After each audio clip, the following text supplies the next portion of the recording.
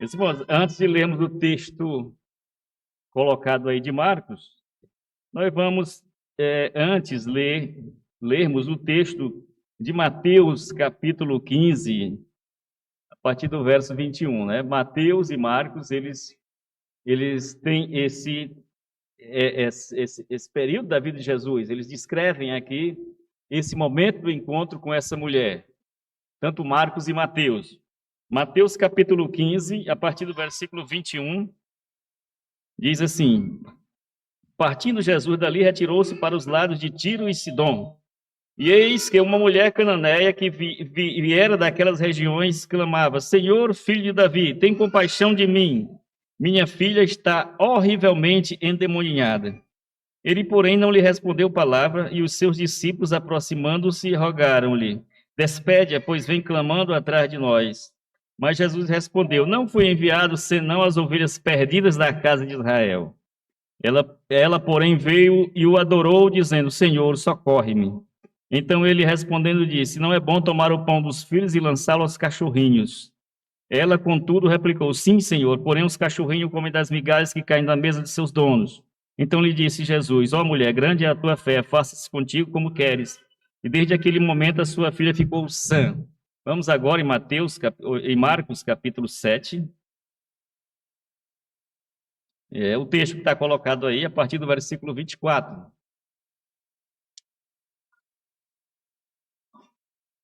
Marcos 7, 24 diz assim: levantando-se, partiu dali para as terras de Tiro e Sidom, tendo entrado numa casa. Queria que ninguém o soubesse, no entanto, não pôde ocultar-se, porque uma mulher cuja filhinha estava possessa de espírito imundo, tendo ouvido a respeito dele, veio e prostou-se-lhe aos pés.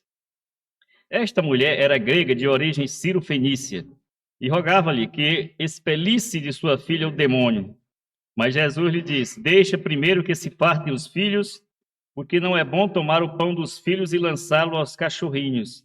Ela, porém, lhe respondeu: sim, Senhor, mas os cachorrinhos debaixo da mesa comem das migalhas das crianças. Então lhe disse: por causa desta palavra, podes ir. Demônio já saiu de tua filha. Voltando-se ela para casa, achou a menina sobre a cama, pois o demônio a deixara. Amém.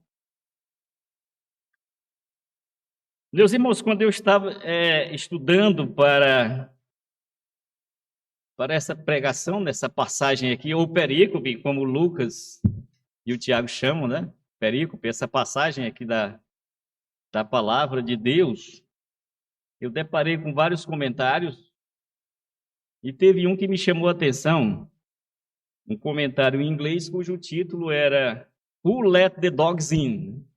Who Let the Dogs In? Tradução livre quer dizer assim: quem deixou os cachorros entrarem? E eu pensei, e o pessoal da comunicação que sabe que um título chamativo é bastante importante, né, para despertar a curiosidade, em colocar esse título na mensagem, mas depois eu desisti, lógico, né?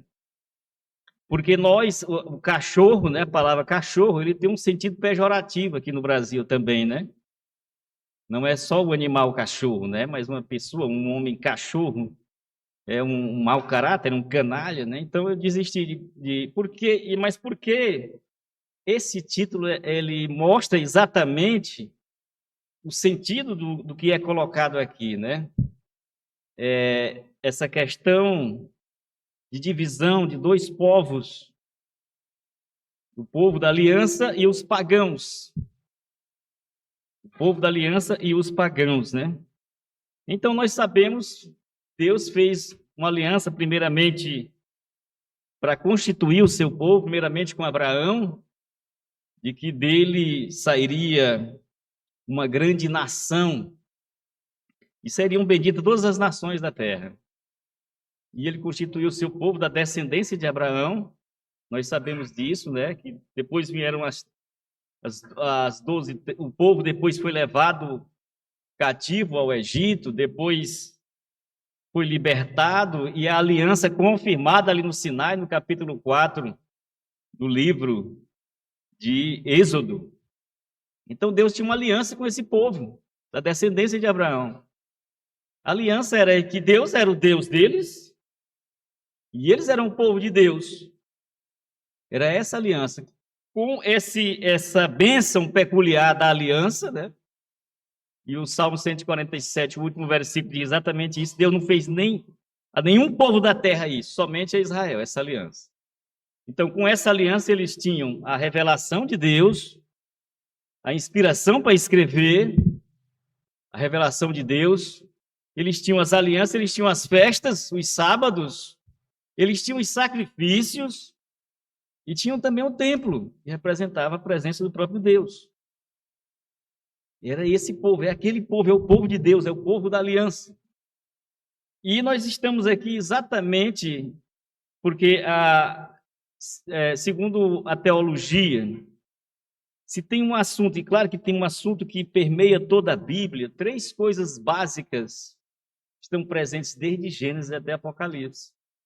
Eles chamam de cordão de ouro da teologia, o MIT, né, em alemão, quer dizer exatamente isso: o reino, o pacto e o mediador. Essas 3 coisas, o reino de Deus, o seu pacto e o mediador, estão presentes em toda a Bíblia, em todos os livros da Bíblia. Então aqui nós estamos vendo a chegada do mediador do pacto, que é Jesus Cristo. O reino de Deus, que é os súditos deste reino, que é este povo da aliança. E a aliança, era a aliança que Deus tinha feito com eles. Jesus chega, então, nesse meio aqui, que é o local que habita o povo da aliança. E diz que Jesus veio para eles.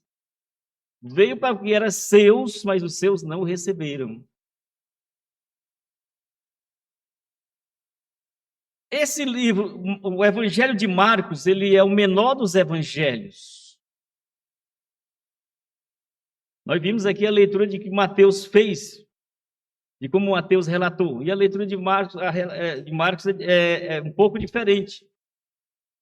Nós vemos ali no livro de Mateus que são 3 os personagens ali em Mateus, que são os discípulos de Jesus, a mulher e o próprio Cristo. Mas Marcos, nós vamos ver aqui que ele vai focar em 2 personagens apenas. Ele é um evangelista, digamos, de um evangelho rápido, por isso temos aí as palavras imediatamente, levantando-se.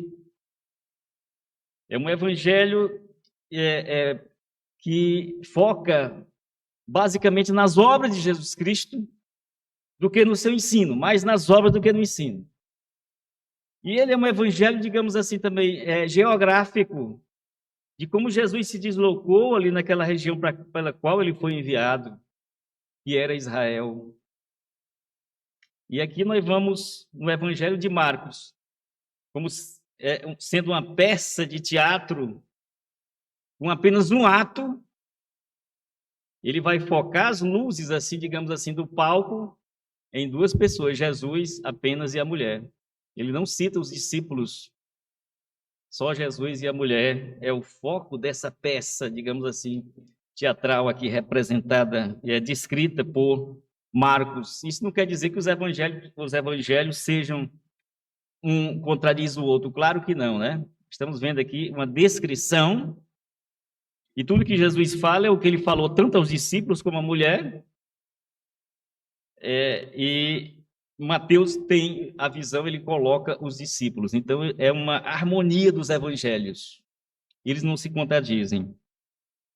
Então, dito isso, nós vemos aqui que Marcos revela Marcos como a geografia do deslocamento de Jesus. E nós vamos encontrar aqui Jesus. Pela primeira vez, Jesus vai sair dos limites do povo da aliança, que era Israel. E nós podemos ver no mapa ali do Israel bíblico, né? Israel, ao norte de Israel, tinha a Filístia, né? Aliás, a Fenícia e a Síria, ali ao norte de Israel. A oeste de Israel, temos a Península do Sinai, ao sul o Egito, e ao norte a Pérea e a Jordânia, o que é hoje a Jordânia. Aquela terra cercada por essas nações era onde habitava o povo da aliança. E aquele era o ministério de Jesus. E pela primeira vez, Jesus sai desses limites. É claro que não é a primeira viagem internacional de Jesus. Vocês se lembram que quando criança ele foi para o Egito. Ele foi levado para o Egito, mas no seu ministério público é a primeira vez que Jesus vai sair dos limites do povo da aliança. Mas por que que Jesus, o que é que Jesus foi fazer ali? Jesus está numa nação estrangeira. Claro, tudo sob o domínio dos romanos, mas era uma nação estrangeira. Jesus é verdadeiro homem. O ministério de Jesus era desgastante. E se você se acha ocupado, mire Jesus. Jesus, no seu ministério, ele ia de cidade em cidade numa viagem desgastante, hora de caminhando, também de barco. Jesus enfrentava a oposição dos líderes religiosos, ele pregava, curava, ensinava, ele enfrentava a falha dos seus discípulos, tentavam matá-lo, como fizeram ali na cidade de Nazaré. Então, a atividade de Jesus era pesada. Diz a Bíblia que no João capítulo 8, que ele levantava de madrugada para orar no templo. E também nós vemos nos evangelhos que ao cair da tarde, Jesus ainda estava curando. Pense num homem ocupado. E aqui nós vemos Jesus saindo para descansar. Ele sai e vai, atravessa a fronteira, porque ele habitava em Cafarnaum, na Galileia, também chamada de Galileia dos Gentios, por ser a passagem de muitos gentios, pessoas do mundo inteiro, estrangeiros. E Jesus, então, atravessa ali para descansar, para sair do meio das multidões. Ele está, então, nós chegamos aqui no texto. Levantando-se, partiu dali para as terras de Tiro e Sidom. Não quer dizer que ele foi para essas cidades. Quer dizer que ele foi para aquela região. Né? Tendo entrado numa casa, queria que ninguém o soubesse, no entanto, não o pôde ocultar. Ora, o próprio Jesus disse, não se coloca uma luz debaixo da cama ou no alqueire, mas no velador.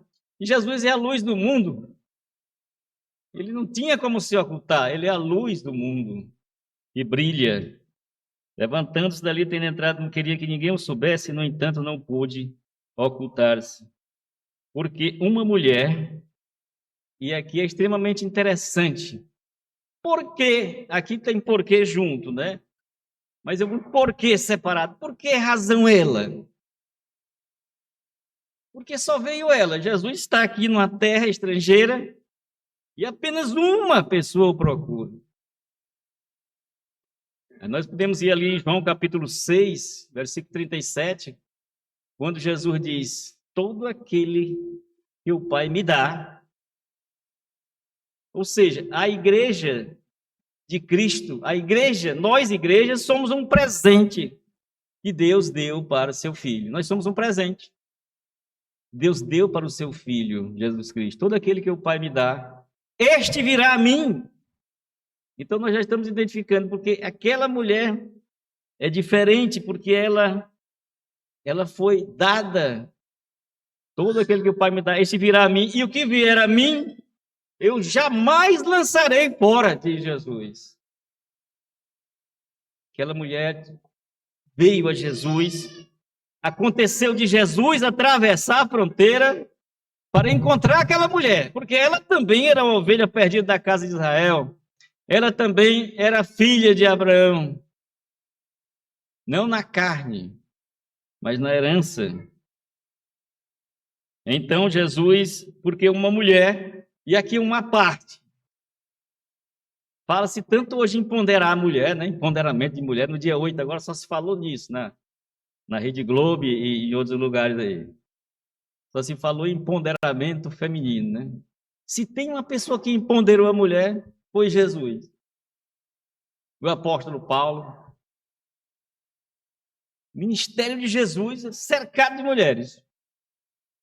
Ele aqui, nem as mulheres, os judeus, nem as mulheres dos judeus poderiam ter tanta ousadia de encostar, de entrar nessa casa.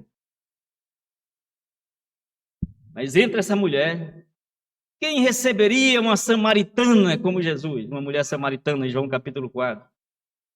Ou por que As primeiras pessoas que viram Jesus ressuscitado, viram pelo menos que ele tinha saído que ele não estava mais lá, foram mulheres. Em Cristo não tem homem, não tem mulher, todos somos um em Cristo, não há grego, não há judeu. Verdadeiramente Deus não faz acepção de pessoas. Para Deus, a nossa essência, homem e mulher, são iguais, com papéis diferentes. Então aqui diz, porque uma mulher cuja filhinha estava possessa de espírito imundo. E uma coisa interessante, por que tanta manifestação de demônios e espíritos nessa época dos evangelhos? A época de Jesus. Quando a gente chega a partir do livro de Atos e das outras cartas, nós não vemos tanto mais manifestações demoníacas. Desaparece quase, né? Mas por que nessa época? Porque esse é o tempo oportuno de Deus, esse é a dispensação da plenitude dos tempos. Era o tempo que Deus mandou o seu Filho, e na chegada do rei, do mediador da aliança, as potestades do mal se manifestaram de uma forma nunca vista. Houve uma reação à presença do rei, do Emanuel, do Deus conosco, do Filho de Deus na terra. Por isso, tantas manifestações para roubar, matar, destruir os inimigos de Deus, para impedir, se possível, o plano de Deus. Por isso, essa manifestação de demoníaca, tantos demônios manifestados quando o rei chegou à terra. Então, a filha, possessa de um espírito imundo, tendo ouvido a respeito dele. E aqui é uma coisa interessante, né? Alguém falou para ela.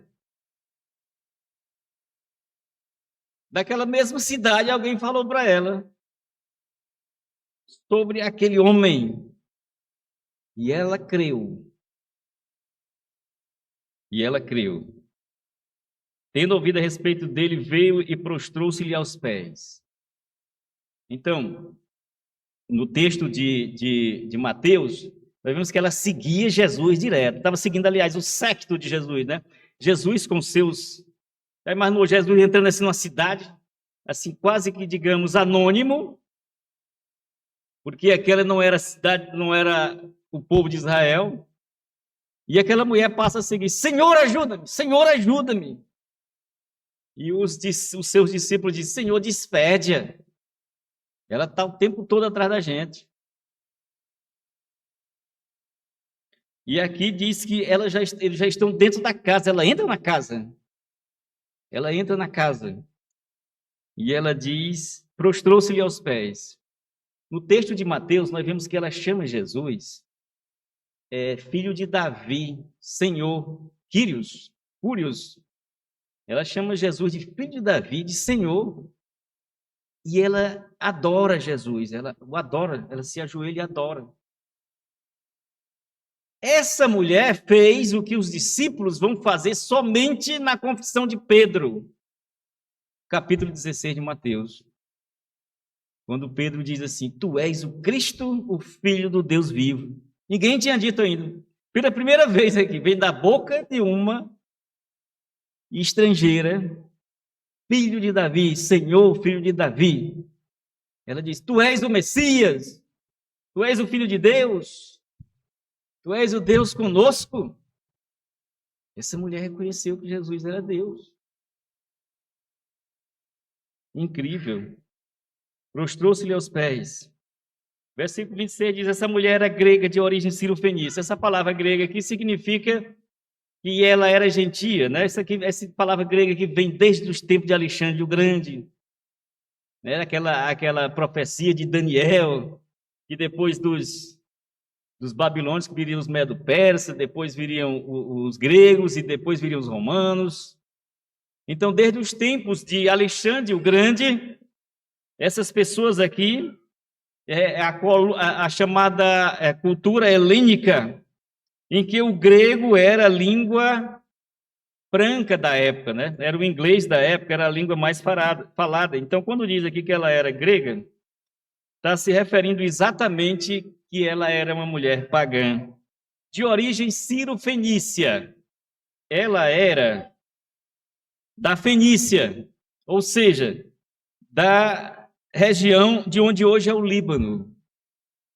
E o que é que nós temos na Bíblia também? É a terceira vez que é citada uma mulher da Fenícia aqui na Bíblia. É a terceira vez que é citada uma mulher aqui do Líbano. A primeira vez não foi muito agradável. Chama-se Jezabel. Aqui casou com Acabe. Acabe casou com uma mulher que era filha do rei de Tiro. E a segunda mulher é o próprio Jesus que cita ali, quando ele, ali em Nazaré, na cidade de Nazaré, quando ele diz assim para aquela geração, havia muitas viúvas nos tempos de Elias, mas ele só foi enviada uma, a viúva de Sarepta de Sidom, que ela também era fenícia. É a terceira vez que aparece uma mulher aqui desta região. Rogava-lhe que expelisse de sua filha o demônio. Então ela expõe a sua angústia. Senhor, ajuda-me. Ela pede, Senhor, socorre-me, ajuda minha filha. E nós já identificamos aqui com uma fé salvadora. Porque se ela vem aqui a Jesus, não como mais um, não como um novo curandeiro que apareceu na praça. Ela vem a Jesus como considerando que ele é o único que pode salvá-la. A consideração dela de ter ouvido falar de Jesus, e ela vem a ele e o adora e o identifica como Messias, ela tem certeza no seu coração de que ele é o único que pode salvá-la. Isso é a fé salvadora. Isso é a fé salvadora. Ela crê que Jesus é o único que pode salvá-la. E ela rogava e expelisse sua filha o demônio. Mas Jesus lhe disse, e aqui nós entramos no que muitas pessoas podem imaginar, uma ignorância de Jesus, ou uma arrogância de poder dizer que Deus é arrogante, não existe isso. Ou como se Deus fosse rude. Como os judeus eram com os estrangeiros. Veja a resposta de Jesus. Deixa primeiro que se fartem os filhos, porque não é bom tomar o pão dos filhos e lançar aos cachorrinhos. Então Jesus conta aqui uma parábola. Ele diz exatamente, na parábola, uma parábola é uma pequena história contada com uma aplicação moral no fim. Uma história do cotidiano das pessoas. E aqui nós sabemos que Israel os cachorros eram mais de rua, nos tempos de Israel, viviam procurando o que comer, soltos na rua, mas as pessoas mais abastadas, elas criavam cachorro. E ainda hoje é assim. Primeiro os filhos da casa comem e se alimentam. E o que sobra, não necessariamente, quando fala migalhas, que não necessariamente um pedacinho pequeno, só um arroz para o cachorro, não. O que sobra, né, ossos e o sobejo, chamado assim, seriam para os cachorros. É isso que ele quer dizer, mas uma parte aqui. Quem sentava à mesa eram os filhos, e os cães ali embaixo esperavam a parte deles, os cachorros. Tá para inverter, tá para os cachorros subir na mesa. Porque hoje em dia a consideração, né, muita gente considerando cachorro quase que como gente, e eu tenho um cachorro. Só estou fazendo uma parte aqui, não é? Mas quando Deus criou o primeiro Adão, e Adão, entre os animais, disse que ele não achou nada que fosse idôneo para ele como companheira. Ou seja, animais não foram feitos para companheirismo. Eu não estou me referindo a relações sexuais, não. Mas companheirismo mesmo. O animal não foi feito para isso. Ele não tem a imagem de Deus, os animais. Não que Deus não se importe com os animais. Lembre-se que Deus, quando enviou Jonas para Nínive, ele disse assim, quando ele matou aquela plantinha, Deus matou a plantinha, mandou um verme que matou a planta, e Jonas se indignou, e ele disse assim para Jonas, você está indignado porque essa planta morreu, mas você não se importa com a vida de 120 mil pessoas e muitos animais na cidade de Nínive. Deus se importando com a vida dos animais. O cachorro foi criado, os cachorros foram criados para nosso deleite. É um animal, claro, claramente doméstico, mas só para alegar os nossos corações e não para companheirismo. Isso foi só uma parte, né? Então, Jesus faz essa comparação que parece rude, mas Jesus está contando aqui uma parábola. Com que propósito Jesus contava parábolas? Voltem bem que é o capítulo 4 de Marcos, aí na sua Bíblia, capítulo 4, que diz assim, a partir do versículo 11. Ele lhe respondeu: a vós outros vos é dado conhecer o mistério do reino de Deus, mas aos de fora tudo se ensina por meio de parábolas, para que vendo vejam e não percebam, e ouvindo ouçam e não entendam, para que não venham a converter-se e haja perdão para eles. O propósito de se contar uma parábola é que só quem devia entender o povo da aliança. E por incrível que pareça, o povo da aliança não entendeu, não entendia. Jesus veio para que era seus, os ensinamentos de Jesus não aceitavam. Ele não é o Messias. Ele não é o Messias prometido. Eles não entenderam. Mas eu não sei se eu estou lendo aqui direito. Sabe qual foi a resposta da mulher? Sim, Senhor. A mulher entendeu. A mulher entendeu a parábola. Por incrível que pareça, a mulher entendeu a parábola. Jesus disse ali que contava para que escondesse dos gentios, né? E a mulher entendeu. Sim, Senhor. É como se ela dissesse assim: Senhor, eu sei, o Senhor veio para o povo da aliança. São eles a que tu fizeste aliança. Eu não estou na tua aliança. Eu sou como os demais, sem esperança e sem Deus do mundo. Mas as tuas bênçãos para o teu povo da aliança são tantas que sobra. Se sobrar alguma coisa, Senhor, me dá. Eu não estou querendo, não sou o povo da aliança. Me dá. Ela está apelando para a graça de Deus. Ela estende as mãos, me dá um bocado. O que eu mereço é o inferno. O que eu mereço é o teu castigo. Como aquele fariseu e publicano que vão no templo, o fariseu bate no peito, não tem nem coragem de levantar a vista. Tem misericórdia de mim, ser propício para comigo, pecador. Essa mulher percebeu a graça de Deus. Ela apela para a graça, ou seja, o que é a palavra graça? É Deus dar de graça mesmo. Essa é uma palavra em desuso, infelizmente, por muitos crentes. Essa mulher está apelando, ela não tem nada para oferecer, ela não é da aliança, mas ela ousa pedir que Deus dê de graça para ela.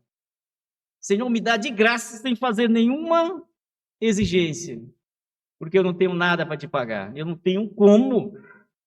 Senhor, pode me dar de graça.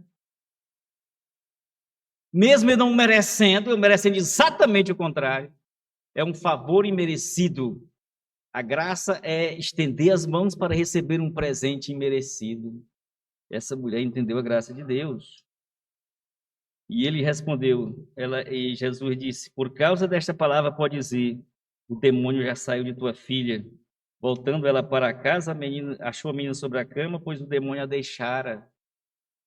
Essa mulher entendeu que Deus é gracioso. Isso é fantástico demais para nós, que nós podemos chegar, nos aproximarmos, porque esse é o caráter dele. Ele é gracioso, nós não merecendo nada, ele vai nos conceder. Essa mulher teve essa compreensão da admirável, grandiosa, assombrosa, esmagadora, espantosa, fantástica graça de Deus. Todos nós estamos vivos porque Deus é gracioso. E a causa de não sermos consumidos pela sua ira é por causa da sua bondade, da sua misericórdia para conosco, sendo ele eterno, autoexistente, imutável, independente, não é servido por mãos humanas como se de alguma coisa precisasse. Deus não precisa de nós para nada. Deus podia não nos ter criado e isso não alterava em nada a vida deles. Mas ele é gracioso. Todo esse ser soberano é gracioso. Isso é bom demais para nós.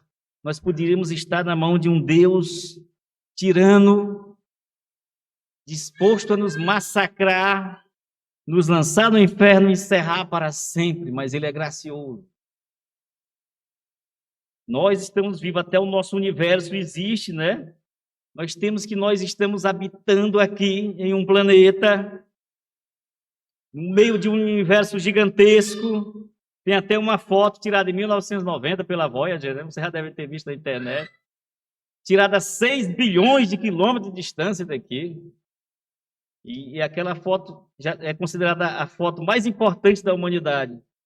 É vista o pálido ponto azul, né? Aquele universo gigantesco e a Terra é um pontinho esquecido ali. Nós também aqui nós estamos ali no meio daquele universo gigantesco, né?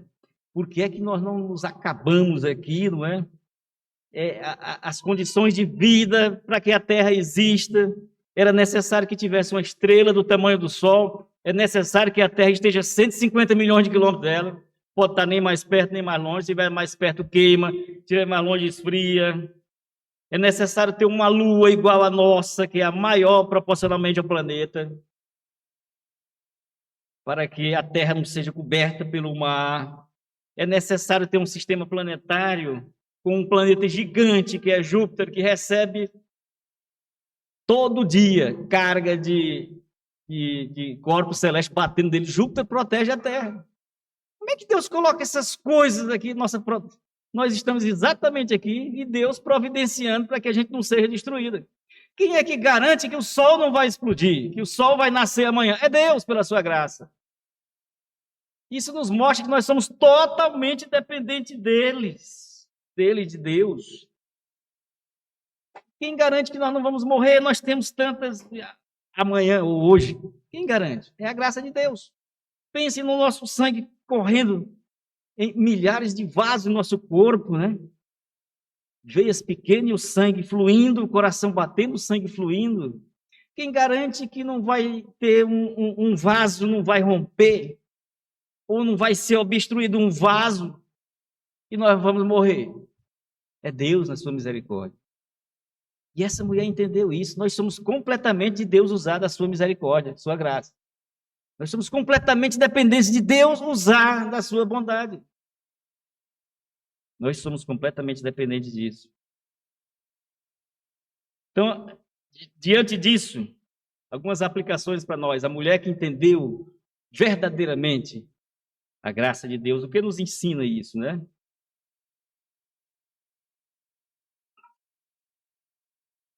O primeiro grande ensino que eu vejo aqui na vida dessa mulher que compreendeu a graça de Deus é que nós podemos chegar ousadamente na presença de Deus. Vejam que ela adentrou aquela casa, ela entrou naquela casa para falar com Jesus. O sacrifício, e por que nós podemos chegar na presença dele ousadamente? Assim como a rainha Esté, que entrou na corte do rei Assuero, e ela ia ser morta, porque ninguém podia entrar sem autorização do rei, e o rei imediatamente apontou para ela o seu bastão, o seu cetro, dizendo, você pode entrar. Salvou a vida de Esté. Assim também, quando nós chegamos na presença do rei, o Senhor, é por causa de Jesus Cristo, o sacrifício e a intercessão de Cristo, que dão acesso efetivo à presença de Deus, não de uma forma figurada, mas real. Nós estamos na presença de Deus de uma forma real, por causa de quem Cristo é e do que Ele fez. É possível desejar e conhecer a Deus, vivendo a vida e a paz com Ele e desfrutando da sua comunhão. Nós podemos agora, essa mulher foi uma prefiguração do sacerdócio universal de todos os crentes. Nós podemos entrar na presença de Deus, porque Ele é gracioso, porque não seremos mortos por causa de Jesus Cristo. Em segundo lugar, podemos aprender com essa mulher que entendeu a graça de Deus, é que nós podemos argumentar com Deus. Isso é extremamente importante na nossa oração. Você pode argumentar com o grande Deus. um Deus todo-poderoso. Lembre-se que Abraão, em Gênesis 18, 25, ele usou de argumentos quando Deus disse que ia destruir Sodoma e Gomorra. Ele, Senhor, mas o Senhor, ele diz, eu sou pó, eu me atrevo a falar na presença de um Deus tão poderoso, né? Eu me atrevo, eu sou pó.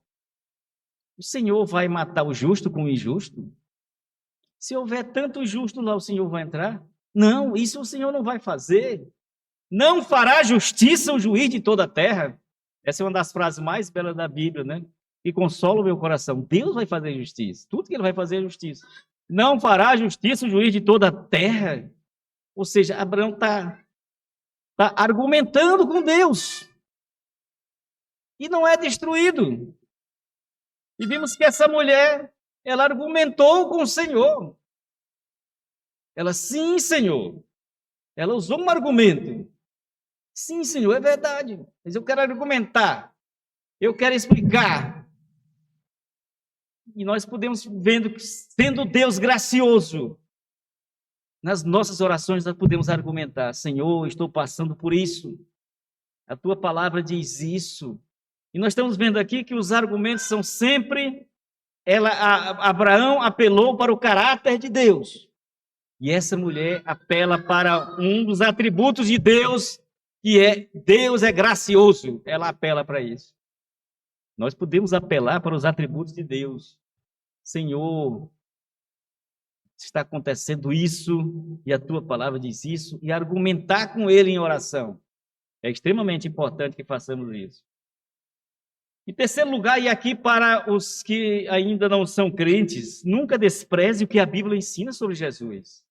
Essa mulher ouviu falar dele, as pessoas que falaram sobre ele, e ela creu. E você, todos os domingos, está aqui, ouvindo esta palavra sobre Jesus, de quem é Jesus, e como você reage. Essa mulher, quando ouviu sobre Jesus, ela foi para lá. Então, não despreze isso. Esse tesouro que está sendo colocado para você, de quem é Jesus, e você despreza. E uma última aplicação para as mães. Inclusive, mães aqui que ainda mais um, né? A coisa mais importante, a melhor coisa que uma mãe pode fazer por seus filhos é interceder a Jesus por eles. Coisa mais importante que você pode fazer para o seu filho não é educação, não é prepará-los para a vida, um bom emprego. Isso faz parte, mas isso não é a principal coisa. A principal coisa mais importante que uma mãe faz pelo seu filho é orar por ele, é levá-lo a Jesus. E isso incessantemente. Essa mulher não desistiu disso. Ela não desistiu. Primeiro foram os discípulos de Jesus, Senhor, despede. Depois foi o próprio Jesus, contou a parábola. E ela, não. Lute em oração pelo seu filho, né? É a melhor coisa que uma mãe pode fazer pelo seu filho. Que Deus nos abençoe com a sua palavra e aplique aos nossos corações. Amém. Vamos fazer mais uma oração, irmãos. Senhor, te damos graças pela tua palavra e rogamos que o Senhor aplique em nossos corações. Queremos agradecer porque o Senhor é gracioso para conosco, tem usado de misericórdia para conosco, e essa é a causa de não sermos consumidos pela tua ira, e é a causa de estarmos vivos ainda hoje. E é a causa, Senhor Deus, do nosso futuro. Senhor, usar de misericórdia, estamos completamente nas mãos de um Pai amoroso que tem cuidado de nós. Queremos agradecer